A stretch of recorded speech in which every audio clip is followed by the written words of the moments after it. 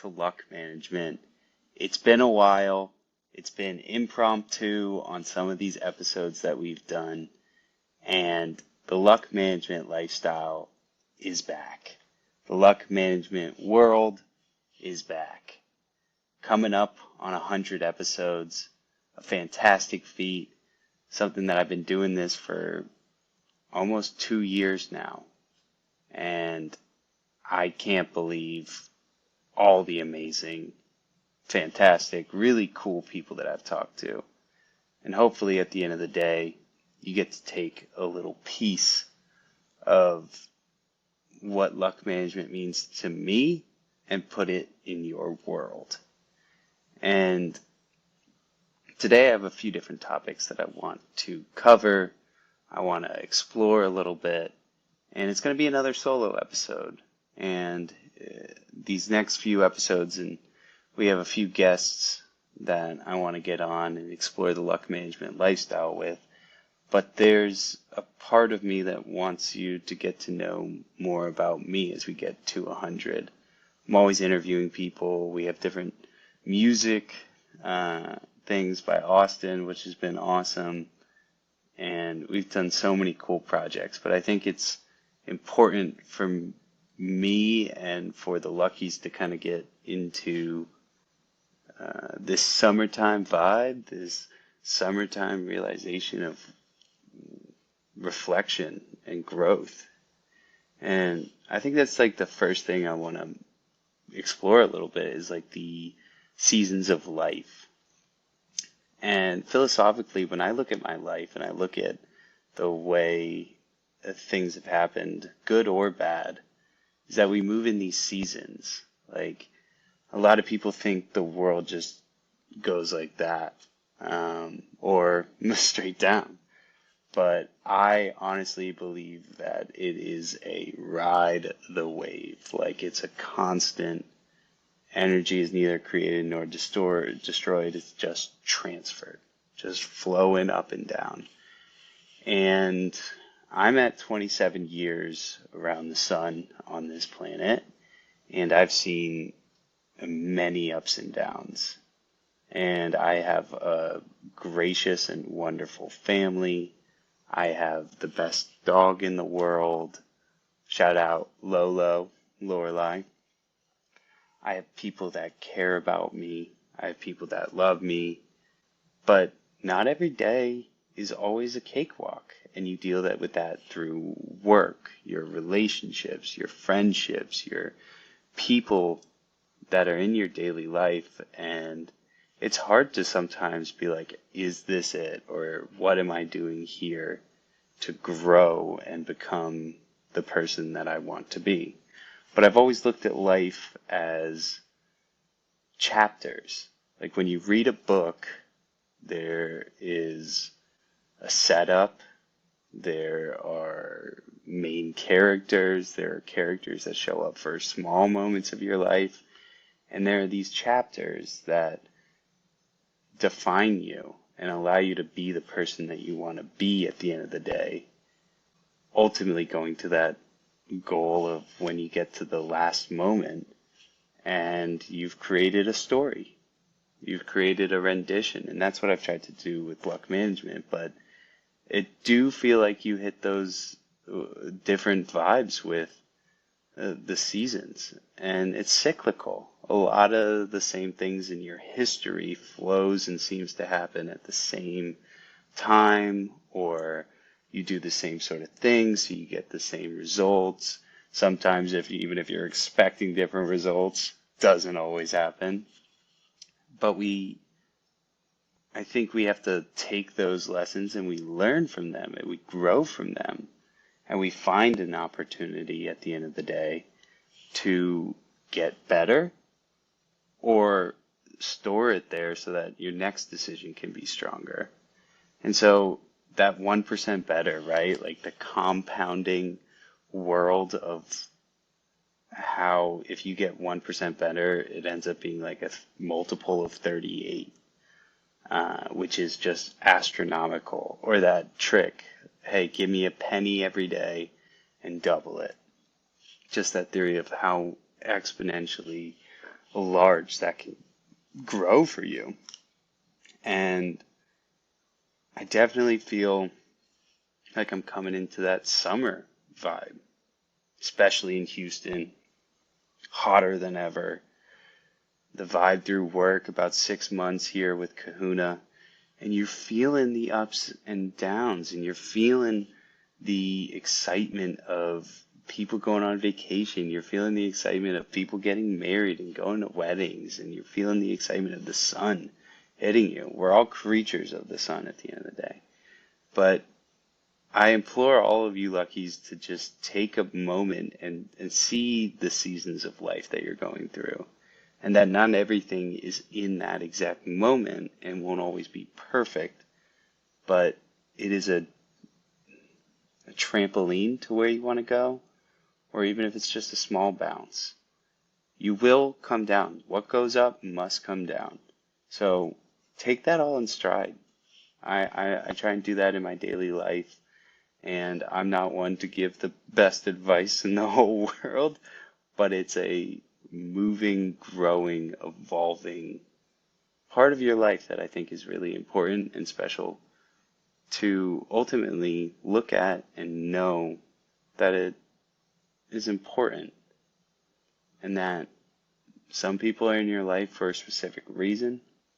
Some people are there flash in the pan a day or two. Some people are there forever. And it's really hard to evaluate that. Very hard to know what is going to be constant, because the only constant is change. And I've started to embrace that 27 years in. And it's not easy. It's still not easy. Like, it's still really, really hard to do so. But I just ask that you guys all embrace the change. If anybody's struggling with that, embrace the change. Embrace the pressure. Embrace the good times. Embrace it all. Because, like, we truly have this one life. And I ain't just talking YOLO or whatever, but even if there is a next life, like, no life is like the one that you're currently living. So go along for the ride. Enjoy it. So I guess that takes us into our next area. Just life lately. I have gone to 3 different conferences for Kahuna, talking about skills management. I know skills management, and I know skills management software, and I know too much. I know what companies are struggling with. I know where people are thinking about skills management, and it's been really, really cool honing the craft, learning how to become a better business development manager, how to build sales, build the prospecting list, get meetings. It's a really interesting thing. And all the people that are scared of sales, if you are a person that likes to talk to people and likes to work through problems or think creatively, sales is an awesome, awesome, awesome job for you, because it gives you the opportunity to be yourself. In all these other industries, in some engineering, in some consulting, you are constantly just waiting on that moment of having to repeat and do the same thing over and over again. Sales is about building those relationships. And as I just stated, nobody is the same. Nobody actually does the things that you do. They don't have the same motives. They don't have the same drives. So take that in and use that. And some people look at sales as sleazy, or, oh, sales, like, I don't want to get into that. It's a driver. And that's why so many people in the sports world are in it. That's why so many people have the competitive drive. And sometimes I need to remember that. Sometimes you need to remember that, like, playing on the team is wonderful, but at the end of the day, it's kind of all on you. So this past week, we went to New Orleans for a conference. It was the ATD 2024. It was a fantastic conference overall. It was the biggest conference I had ever been to. Massive, huge, lot of fun, and got to have a better understanding of what these huge conglomerates go to. I saw booths that were massive, like 200 square feet with huge structures up at the top, every sort of visionary dashboard and giveaways. And we had our Kahuna booth, but it was so cool to come together with Rachel and Alex on my team and show what Kahuna is. And it goes to show you, like, we're all in this little microcosm where we all have our own separate and sectored jobs of what we do and what we're trying to improve in the world. And yeah, there were some businesses that were similar to what we do, but you could see so much difference. And all these people that go and join these companies and do these jobs that are like, yup, that's what I'm gonna plant my flag in, and that's what I'm going to sell, or that's what I'm going to promote. And the building the visionary of meeting people and becoming connected in that way was really cool from a conference. And I have to say, New Orleans is on the short list for one of the coolest cities everywhere. Everyone can talk about, oh, there's crime, sometimes it smells bad on Bourbon Street. Have they really recovered from Hurricane Katrina?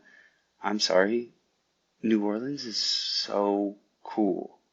Like, walking down that city and going down Bourbon Street, going to Cafe Du Monde, going to different Cajun restaurants, getting crawfish, sitting in a bar, knowing that you're below sea level. There's just a reason why it's called the Big Easy. I was impressed. I was blown away. I enjoyed the shops. Yeah, it can be gimmicky. I mean, every big city is that has that huge draw and attraction, from your casinos to your going down the strip, gotta go hit that bar, gotta go get a hurricane here. Sure. It has a little bit of everything for everyone. But being by the water, being able to feel the soul in that city. I sat in a jazz bar and these guys were just playing. There was no notes, there was no function of where they wanted to go. They just followed the soul. And I think we all need to do that. And I think that falls into like music and how we connect it to so much of our history, but they just pick the next note based off of the last note, but also looking forward of, hey, can this work well together? It's a true expression of yourself. It's a true expression of who you are as a person. And I could actually see a lot of the jazz pieces that were built into the world of like EDM and rock and roll and rap, that flow, that easeability. That's when you know like a song is perfect, when you just like allow it to come and you allow it to breathe. And I've tried to feel that even in podcasts, like just in daily life. Actually, just pulling back from the sales side of things, when I try and write an email or I do my outreach, I kind of try and think of it as a song. Like you have the intro, you have a beat, you go short and long, and you get into a sort of cadence that brings you all together. And even more so, I saw that with Matthew McConaughey coming. He was one of the main speakers, Daniel Pink, and then Venus Williams came on. And all three of them, spectacular. Just so motivational, so cool, so all right. Like, they captivate an audience. And they've done it so well in the work and the time that they put into it to be the best that they could be. And I just saw that through Matthew McConaughey's eyes when he was sitting down, and he spoke a lot about his time at Green Lights, and you have to be able to look for those opportunities. I know I've probably spoken about it on previous episodes, but if you expect a green light, more often than not, you're going to get one, or you look for that opportunity to seize on it and jump on it. And he is the walking example of that. He is a walking example of luck management. I'll try and get him on for episode 100. No promises, but he just showed like a really cool way of accepting and rolling with those seasons of life. And New Orleans does that too. As a city, I think the motto is recharge your soul, which some conferences in the way that they frame things, and a lot of HR, a lot of sales, a lot of learning. And so they bring that all together to say recharge your soul. But New Orleans has done that in many ways. From Hurricane Katrina 20 years ago, dismantling and destroying almost the whole city. And you know what? They built back. They grew. People still love the city. It has become revived in a way where you actually believe and accept that old adage of, yeah, we went through the hardship, but like, look at us now. We're still here. You can't knock us down. And probably in 50 years, like, it may be gone and they got to shift a little bit more. But that's the resilience of people. That's the resilience of culture. That's the resilience of that influence of the years and millenniums of people being there in that moment.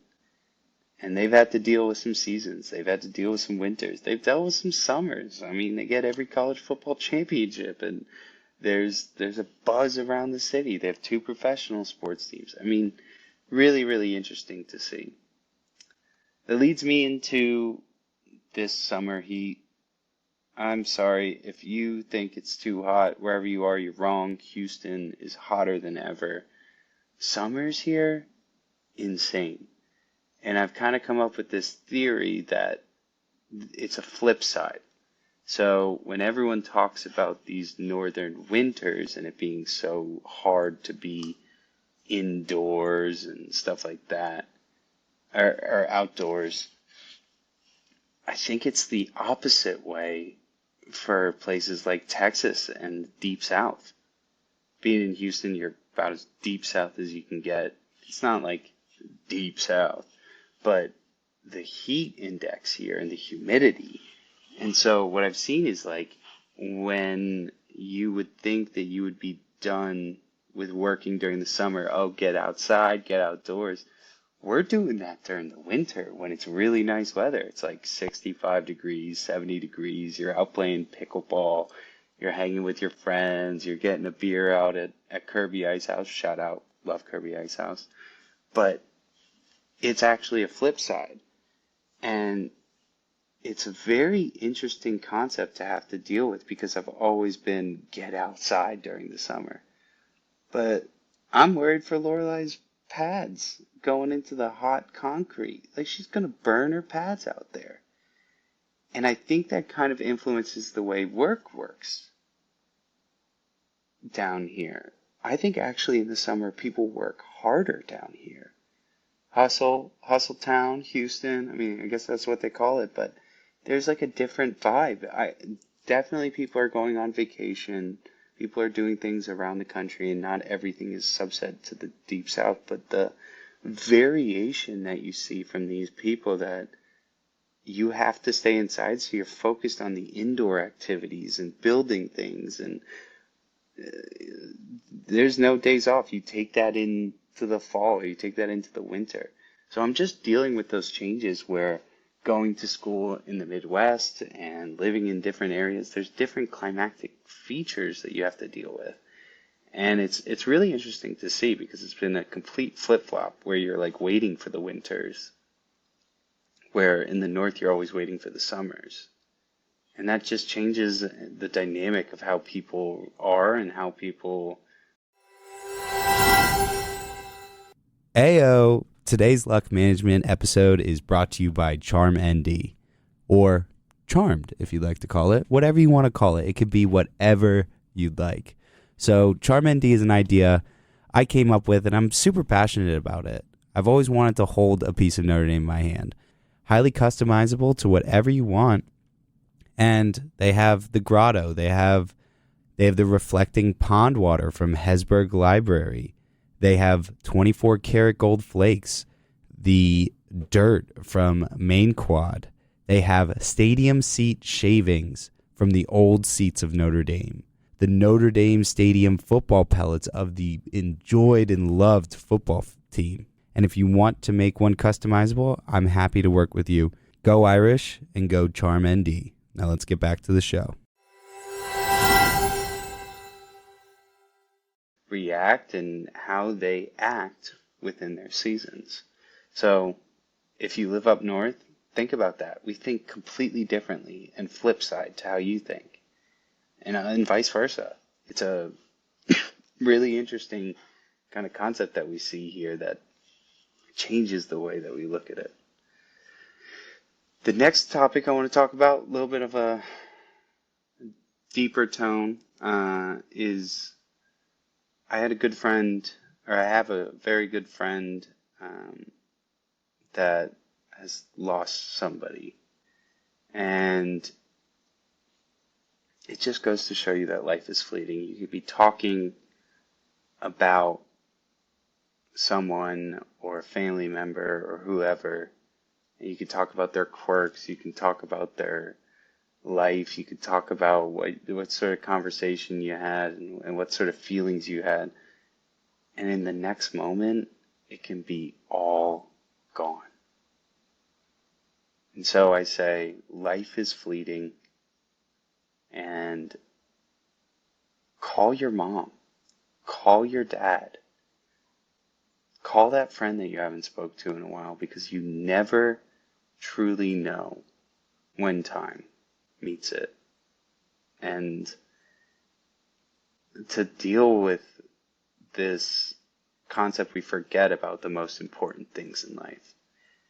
So I really implore you to just bring the people that you care about around you and tell them that you love them. Because with this person losing core to their lives, it's really, really an eye-opener. And it puts everything into perspective. Work doesn't matter.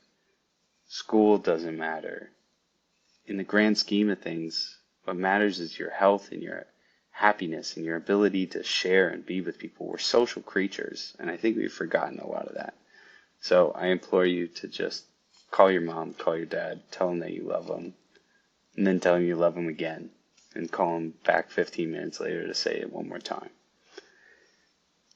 I guess that kind of moves into my next one. I came up with this on the way to Arkansas, and I think it's actually true. I'm not a scientist, not even a political scientist.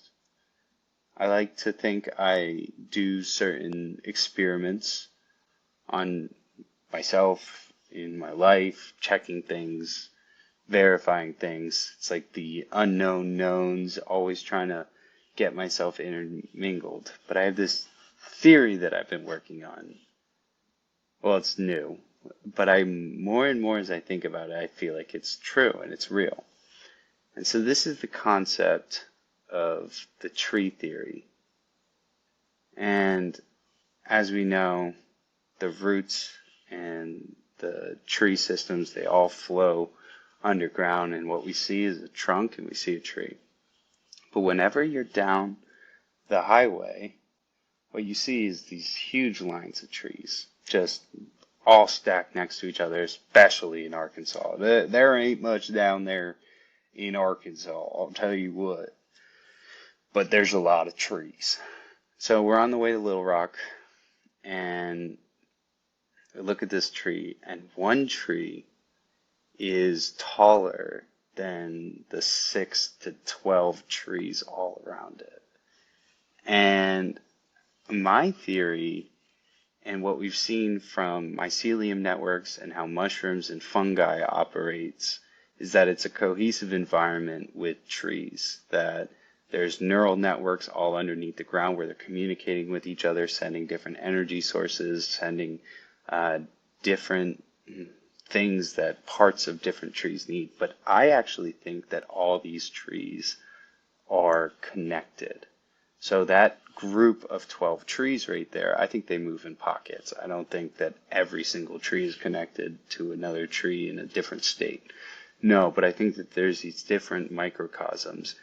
And I think that the mycelium networks and the way that these roots operate and communicate is that they talk to one, or in a way, talk or communicate to one of those certain trees that's always going to be the tallest.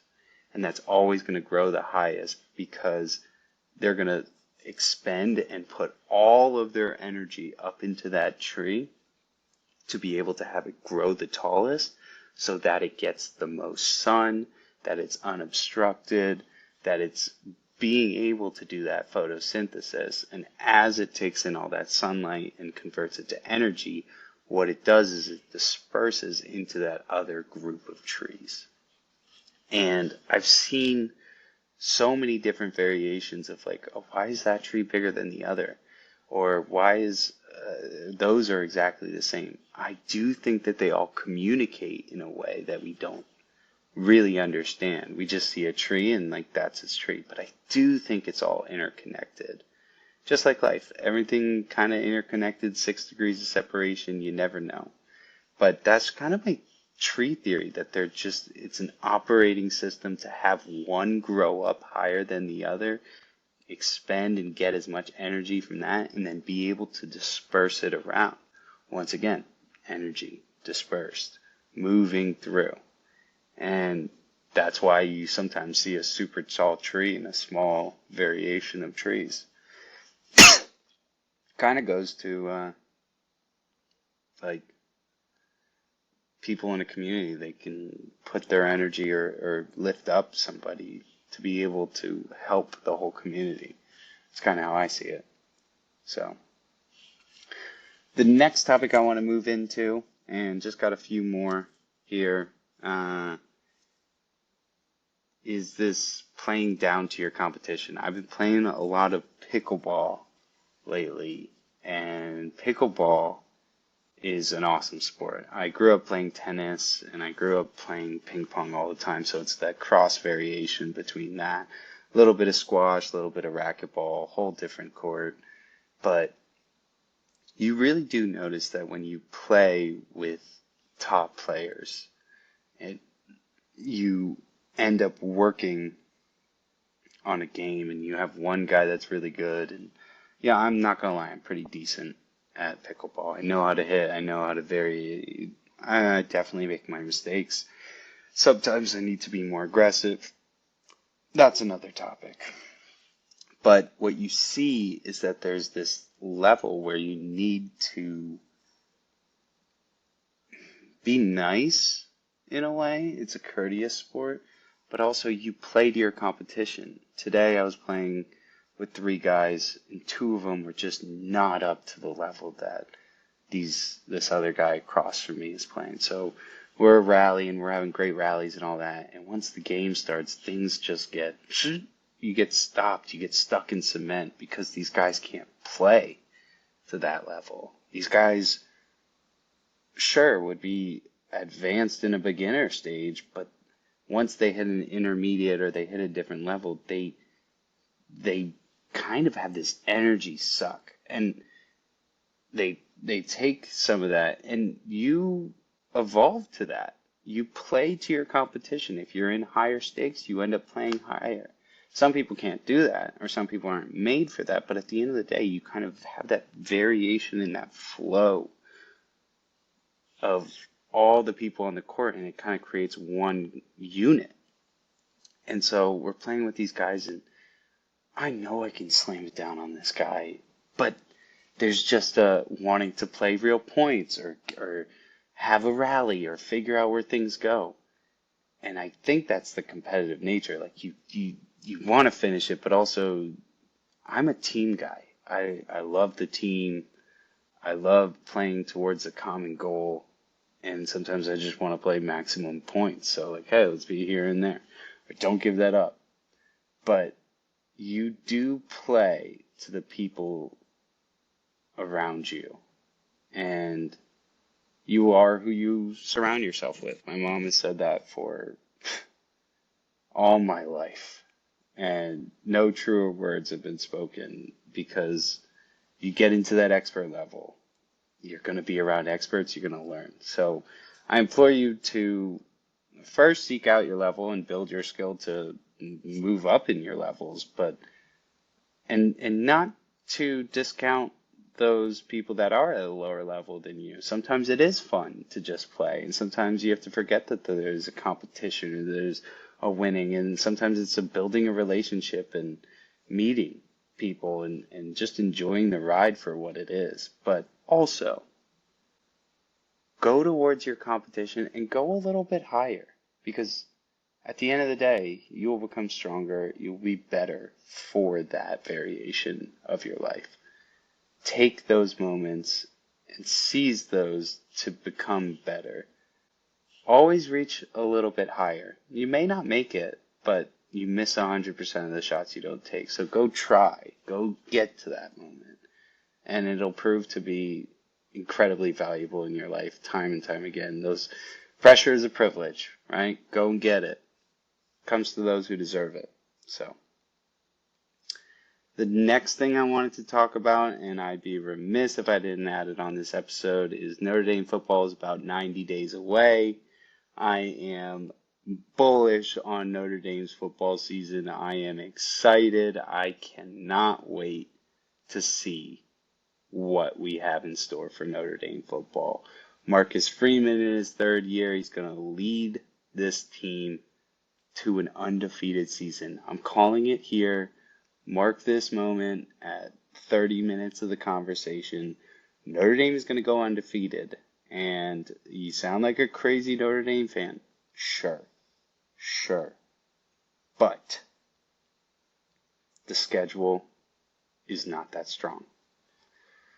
Our ACC opponents are tough on one game, and that's Florida State, a team that's lost almost everybody, and we play them at home.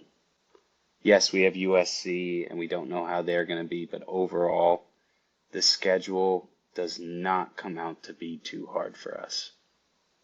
Riley Leonard coming in, I think he's actually a better quarterback than Sam Hartman. He's a better runner. He can pass as well. We have 4 transfers coming in from wide receiver. FIU, Clemson, Liberty, I believe. These guys are solid players. We have a great running back crew. We'll have to see with the offensive line. We never worry about the offensive line, but I know that they'll be able to fix it up and know what they're doing. We're getting back our tight end. It's going to be a good year. If I had anything to say, we have only one loss on this schedule, and we end up being in the college football playoff playing a home game. Probably the 5th seed because of college football rules and all that stuff. But it's going to be a fun season. Get excited for Notre Dame football. I can't wait. It's going to be special. It's going to be really, really cool to see the Irish. And I kind of hinted at this on a couple of the past episodes. There will be a luck management tailgate. I'm thinking we do something for Louisville, inviting all the guests, all the people that listen, come together for the game, talk about episodes, learn, engage. That's what connections are all about. So really, really excited for this season. I have tickets to Louisville. I have tickets to Notre Dame versus Texas A&M at Texas A&M. 4 tickets that are going to be wild and outrageous. Going to have a lot of the Notre Dame crew down here and the fantasy squad learning about a little bit of Houston, getting up to College Station. Not much in College Station, but it's going to be week 0, college football, best moment of the year. Going to be fantastic. So Labor Day weekend, get excited. Mark your calendars. And if you come into Houston, I'll show you a grand old time before we go. I have 2 things I want to cover before we end this episode. And so the first thing I wanted to cover was, and I don't talk about it very often, is just like the politics of this world that we're living in. Not even the world, just in the United States, because the world is a whole different animal, and I can't even keep up with all of it. And this whole bias theory of like trying to know and understand everything, but we have no real view, and most of the news outlets and sources that we listen to or get our information from, we're pulling at a level that is just baseline or what has a slant to it. And so when everyone says fake media or fake news, like, they're right because everything's slanted, but there's truth in every single bit of that. But it looks like it's going to be Trump versus Biden. They're already setting up debates. They're already getting ready. RFK with his raspy voice and he's got a frog stuck in his throat. He's trying to get on the ballot. He's trying to get into the debates. We'll see if that happens. And I think a lot of people would definitely want to have him there, to have a different viewpoint, because the two-party system, are you kidding me? In a country of 300 plus million people, we have a two-party system? That's insane. That's just like the most asinine thing. And we talk about democracy, we talk about the ability to choose, but like, it's the illusion of choice at the end of the day. And love or hate Trump or love or hate Biden, like, those are the two people that we have to choose? Those two? And you see all this different pandering, right? You see Joe Biden going and relieving all this student debt, which, fantastic. I got some student debt. Joe, hit me up. Let me know if I can forgive some stuff. But also Trump being like, hey, Elon Musk, why don't you join my ticket? So all the people that believe in technology and SpaceX and the Tesla revolution, like bringing that subset of people and a little bit more of an affluent side of things, while Joe Biden is completely on this world of how the economy is doing, which for one, like, I don't know if it's just me and life is pretty good in my work and stuff. But when I go out, like, everybody's out. Like, money is being spent, but it was a weird job market for people to find jobs. It took my brother a while. He's got a job. He's going to be a consultant. He's going to be killing it. But it's a weird time where everyone wants to tell you that it's not good, but things are chugging along. And everyone's waiting for a top on semiconductors, on NVIDIA, and every single bit of information. But I think that everything rides perfect. Not perfect. There's going to be some blips, but very well and very swimmingly in terms of the economy, jobs, the America growth until this presidential election. I think it's going to be the wildest election we have ever seen, and I think that happens every 4 years. Like, every single one has the highest stakes, while at the same time it is just it's going to be a bloodbath with the amount of fighting and incels coming at each other and people coming out from both sides. So stay safe in it, but also enjoy it. Enjoy it for a little while, because it's going to be crazy. All right. The last thing I want to talk about, little sore subject, but also leaving for growth, is what happened to my co-host, Alex Evangelista, and just evaluating and talking a little bit about the relationship there and what happened. So I'm going to try and keep this short. I know a lot of people that listen through 60 of the episodes or 50 of the episodes. Alex was my co-host, and he's a fantastic co-host. He's a fantastic person. He's got a voice from the gods, and he's funny. He's interesting. And a little bit about it is like, we started school and we talked a little bit about podcasts. He was from Boston. I'm originally from New Jersey in the New York tri-state area. So we had those kind of connections. We had those abilities to bounce ideas off each other. And and we wanted to step forth and do a podcast. And it came in on interviewing students and learning about their experience, learning about what they had seen previously, what they thought luck was, and just shoot the shit. Like, have a great time talking about different variations of, hey, would you rather do this or would you rather do that? But the real divide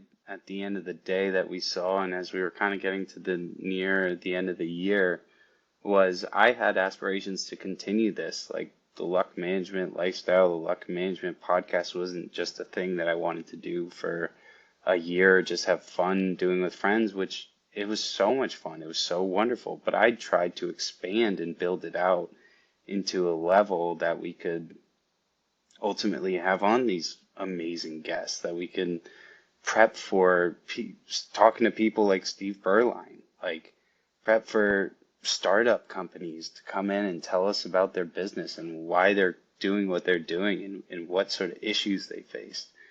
And we just had a real divide there. Definitely there were some other factors of like school and people that you're surrounded with and the issues that came around scheduling and trying to make it fun while also being competitive to build a strong podcast. And, I had actually created all pretty much the questions, every single rapid fire thing. And I was happy to do it. I like a locus of control. I like being able to decide how things go, but there is just a lack of wanting to continue it. And I respect him for that on his journey of doing what he does and where he wants to build his life out. Sometimes there's those chapters in life where people separate, but I would never, ever take away the moments that we spent together, and he'll always be the co-host of the Luck Management Podcast. It's a thing that I cherish, the moments, the laughs, the pictures, the times we spent together. But I miss Alex at the end of the day, but he just did not see a vision past what we wanted to accomplish. And I have had to kind of build it out on my own, and I'm happy with it. But that kind of leads me to this next point. I would love to have a new co-host. I would love to sit down on the podcast and be able to have fun conversations of what's going on in the world today, what's going on in the world tomorrow, and what went on yesterday. And so I do ask if anybody has any interest in being a co-host or wanting to learn more about luck management or being involved in it.